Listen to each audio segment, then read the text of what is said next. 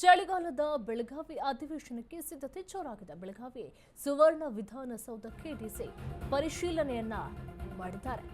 ಚಳಿಗಾಲದ ಬೆಳಗಾವಿ ಅಧಿವೇಶನಕ್ಕೆ ಸಿದ್ಧತೆ ಜೋರಾಗಿದೆ. ಬೆಳಗಾವಿ ಸುವರ್ಣ ವಿಧಾನಸೌಧಕ್ಕೆ ಡಿಸಿ ಪರಿಶೀಲನೆಯನ್ನ ಮಾಡಿದ್ದಾರೆ. ಅಧಿಕಾರಿಗಳಿಂದ ಮೊಹಮ್ಮದ್ ರೋಷನ್ಗೆ ಮಾಹಿತಿಯನ್ನ ಹೇಳಿದ್ದಾರೆ. ಸ್ಪೀಕರ್, ಸಿಎಂ, ಜನಪ್ರತಿನಿಧಿಗಳ ಚೇಂಬರ್ಗಳನ್ನು ಕೂಡ ಪರಿಶೀಲನೆ ಮಾಡಲಾಗಿದೆ.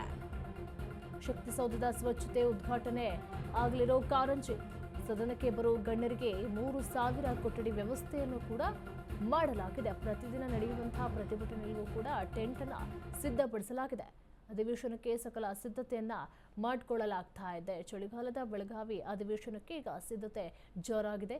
ಮುಂಜಾಗ್ರತಾ ಕ್ರಮವಾಗಿ ಸಕಲ ಸಿದ್ಧತೆಗಳನ್ನು ಕೂಡ ಪರಿಶೀಲನೆಗಳನ್ನು ಕೂಡ ಮಾಡಿಕೊಳ್ಳಲಾಗ್ತಾ ಇದೆ. ಬೆಳಗಾವಿ ಸುವರ್ಣ ವಿಧಾನಸೌಧಕ್ಕೆ ಡಿಸಿ ಮೊಹಮ್ಮದ್ ರೋಷನ್ ಭೇಟಿಯನ್ನು ನೀಡಿ ಪರಿಶೀಲನೆಯನ್ನ ನಡೆಸಿದ್ದಾರೆ. ಡಿಸಿಗೆ police commissioner Bhushan Borase, CEO Rahul Shinde ಕೂಡ ಸಾಥ್ ಕೊಟ್ಟಿದ್ದಾರೆ. ಶಕ್ತಿಸೌಧದ ಸ್ವಚ್ಛತೆ ಉದ್ಘಾಟನೆ ಆಗಲಿರುವಂತಹ ಕಾರಂಜಿಯ ಸುತ್ತಮುತ್ತ ಪರಿಶೀಲನೆಯನ್ನ ನಡೆಸಿದ್ದಾರೆ. ಸದನಕ್ಕೆ ಬರುವಂತಹ ಗಣ್ಯರಿಗೆ 3,000 ಕೊಠಡಿಯ ವ್ಯವಸ್ಥೆ ಕೂಡ ಮಾಡಲಾಗಿದೆ. ಎಲ್ಲವನ್ನು ಕೂಡ ಪರಿಶೀಲನೆ ಮಾಡಲಾಗ್ತಾ ಇದೆ. ಪ್ರತಿದಿನ ನಡೆಯುವಂತಹ ಪ್ರತಿಭಟನೆಗಳಿಗೂ ಕೂಡ ಅಲ್ಲಿ ಟೆಂಟ್ ವ್ಯವಸ್ಥೆಯನ್ನು ಕೂಡ ಮಾಡಲಾಗಿದೆ. ಸಕಲ ಸಿದ್ಧತೆಗಳಿಗೂ ಕೂಡ ರೆಡಿಯಾಗಿದೆ ಚಳಿಗಾಲದ ಬೆಳಗಾವಿ ಅಧಿವೇಶನ. ನನ್ನ SP ರವರು, CO ರವರು, ಪೊಲೀಸ್ ಆಯುಕ್ತರು, ನಾವೆಲ್ಲರೂ PWD ಅವರ ಜೊತೆ ಹಾಗೂ ವಿವಿಧ ಇಲಾಖೆಗಳ ಮುಖ್ಯಸ್ಥರ ಜೊತೆ ಎಲ್ಲ ಚರ್ಚೆ ಮಾಡಿಕೊಂಡು ಎಲ್ಲ ಕೆಲಸಗಳನ್ನು ಆಲ್ಮೋಸ್ಟ್ ಮುಗಿಸ್ಕೊಂಡಿದ್ದೀವಿ.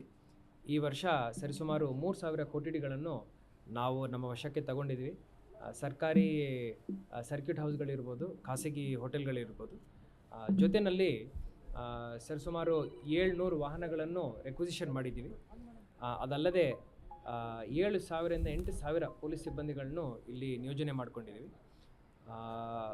ಊಟದ ವ್ಯವಸ್ಥೆ ಹಾಗೂ ಎಲ್ಲ ರೀತಿಯ ಲಾ ಆ್ಯಂಡ್ ಆರ್ಡರ್ನು ಕಾಪಾಡಲಿಕ್ಕೆ ಎಲ್ಲ ವ್ಯವಸ್ಥೆಗಳನ್ನು ನಾವು ಮಾಡ್ಕೊಂಡಿದ್ವಿ.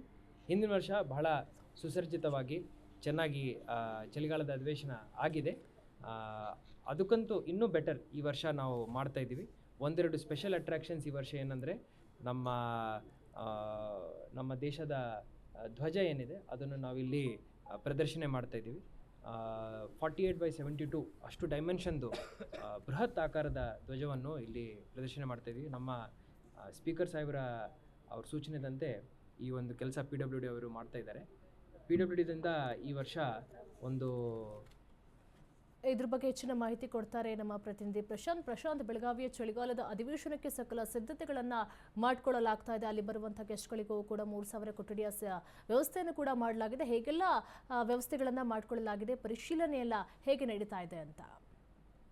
ಖಂಡಿತ ನಿರೀಕ್ಷಾ ಏನಂತಂದ್ರೆ ಬೆಳಗಾವಿಯ ಚಳಿಗಾಲ ಅಧಿವೇಶನ ಡಿಸೆಂಬರ್ 8ರಿಂದ ಪ್ರಾರಂಭವಾಗಲಿರುವಂತದ್ದು. ಅದಕ್ಕೆ ಈಗಾಗಲೇ ಬೆಳಗಾವಿ ಜಿಲ್ಲಾಡಳಿತ ಸಂಪೂರ್ಣವಾಗಿ ಸಕಲ ಸಿದ್ಧತೆಯನ್ನ ಸಹ ಮಾಡಿಕೊಂಡಿರುವಂತದ್ದು. ಅಧಿವೇಶನದ ಕೊನೆಯ ಹಂತದ ಸಿದ್ಧತೆಯನ್ನ ಸಹ ಬೆಳಗಾವಿಯ ಡಿಸಿ ಆಗಿರುವಂತಹ ಮೊಹಮ್ಮದ್ ರೋಷನ್, ಡಿಸಿ SP ಭೀಮಾಶಂಕರ್ ಗುಳೇದ, ರಾಹುಲ್ ಸಿಂಧೆ ಸೇರಿದಂತೆ ಹಲವು ಬೆಳಗಾವಿಯ ಪ್ರಮುಖ ಅಧಿಕಾರಿಗಳು ಪರಿಶೀಲನೆ ಸಹ ನಡೆಸಿರುವಂತದ್ದು. Assembly speaker, CM officer, chamber ಪರಿಶೀಲನೆ ಸಹ ಇಲ್ಲಿ ನಡೆಸಿರುವಂತದ್ದು.